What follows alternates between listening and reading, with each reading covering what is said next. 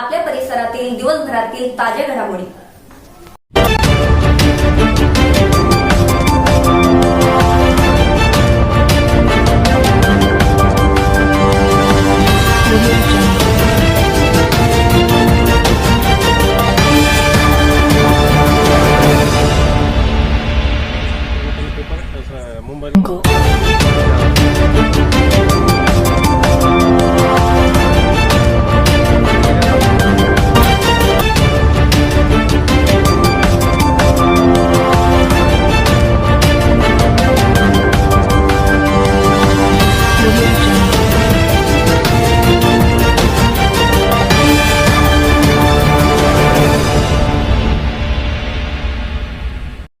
महाराष्ट्रातील भगिनींना आधार देणारी राज्य शासनाची मुख्यमंत्री माझी लाडकी बहीण योजना। या योजनेअंतर्गत अल्प उत्पन्न गटातील 21 ते 65 वयोगटाच्या भगिनींना मिळणार दरमहा 1500 रुपयाची मदत। अर्ज करण्यासाठी 31 ऑगस्ट 2024 पर्यंत मुदतवाढ।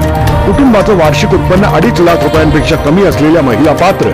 कुटुंबाकडे पिवळं किंवा केशरी रेशन कार्ड असल्यास उत्पन्नाचा दाखला आवश्यक नाही। पांढरं रेशन कार्ड असेल किंवा रेशन कार्ड नसेल तर कुटुंबाचं वार्षिक उत्पन्न 2.5 लाखांपेक्षा कमी असल्याचा दाखला आवश्यक। योजनेसाठीचा ऑनलाईन अर्ज नारी शक्ती दूत ऍप वरून किंवा पोर्टलवर भरता येईल। ज्या भगिनींना ऑनलाईन अर्ज भरता येत नसेल त्यांच्यासाठी अंगणवाडी, ग्रामपंचायत, वॉर्ड ऑफिस, सेतू सुविधा केंद्रामध्ये किंवा आशाताई बचत गटाच्या CRP यांची मदत उपलब्ध। आता आपल्याला अभिमानाने म्हणता येईल, सुखी आणि सुरक्षित आहे माझी लाडकी बहीण।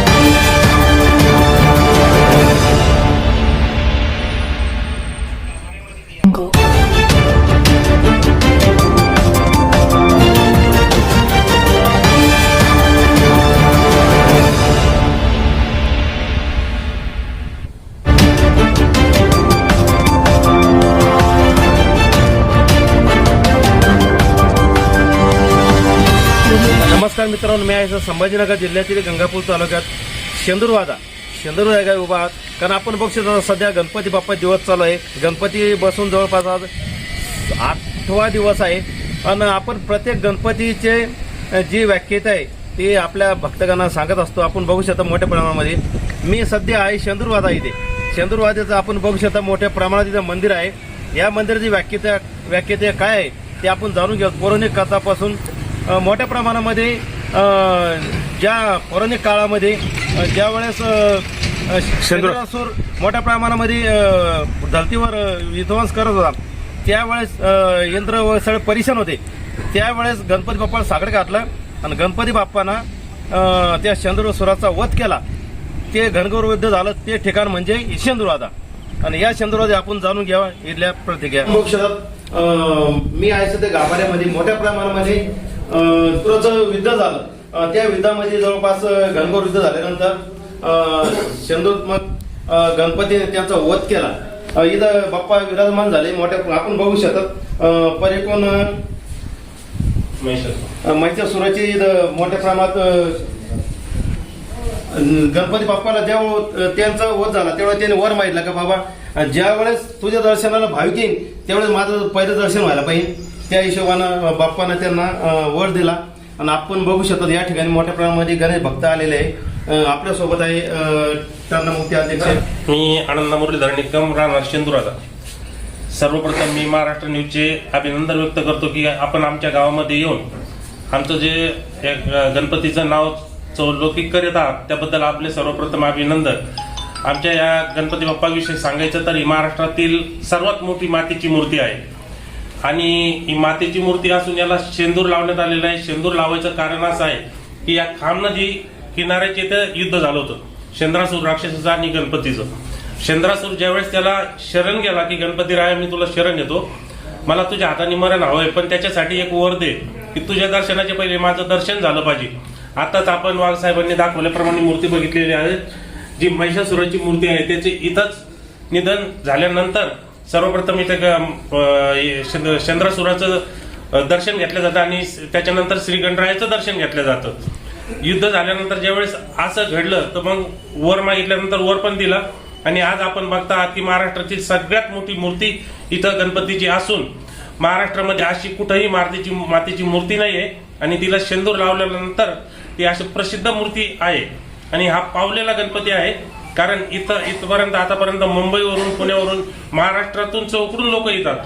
याच्यामध्ये अजून दुसरा विशेष सांगायचा असं की आपण अष्टविनायकामध्ये कुठेही दर्शनाला गेल्यानंतर त्या अष्टविनायकाच्या दर्शनाच्या ठिकाणी सिंधुरात्मक गणपतीचं शेंदुरादेचं नाव निघतं.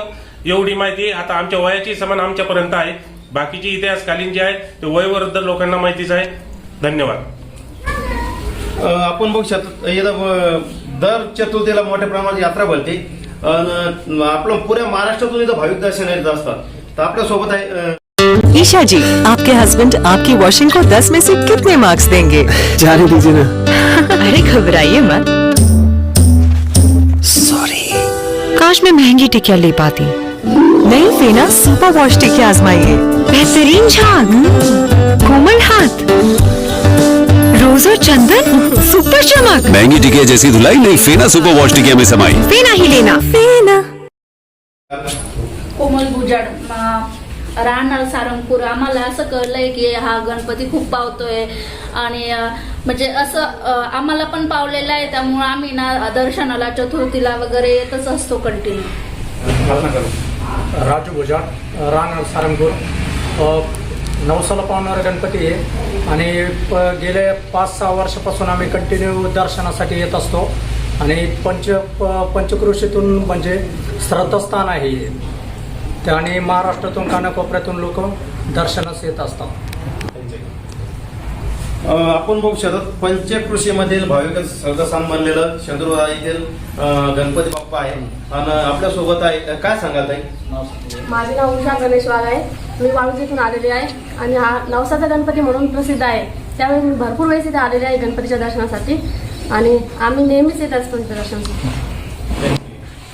नमस्कार, माझं नाव गणेश वाघ आणि मी नायगाव इथून आलेलो आहे. नायगाव इथून जवळपास 15-1 किलोमीटर आहे आणि मी लहान असताना आई बाबा मला घेऊन यायचे सोबत आणि तसंच म्हणजे मागच्या जवळपास 15 ते 20 वर्षापासून मी चतुर्थीला येत असतो आणि आता गणपतीचा उत्सव चालू आहे म्हणून आज पण आम्ही दर्शनासाठी इथे आलो आहे आणि हा नवसाला पावणारा गणपती आहे तर त्यामुळे आमची श्रद्धा आहे.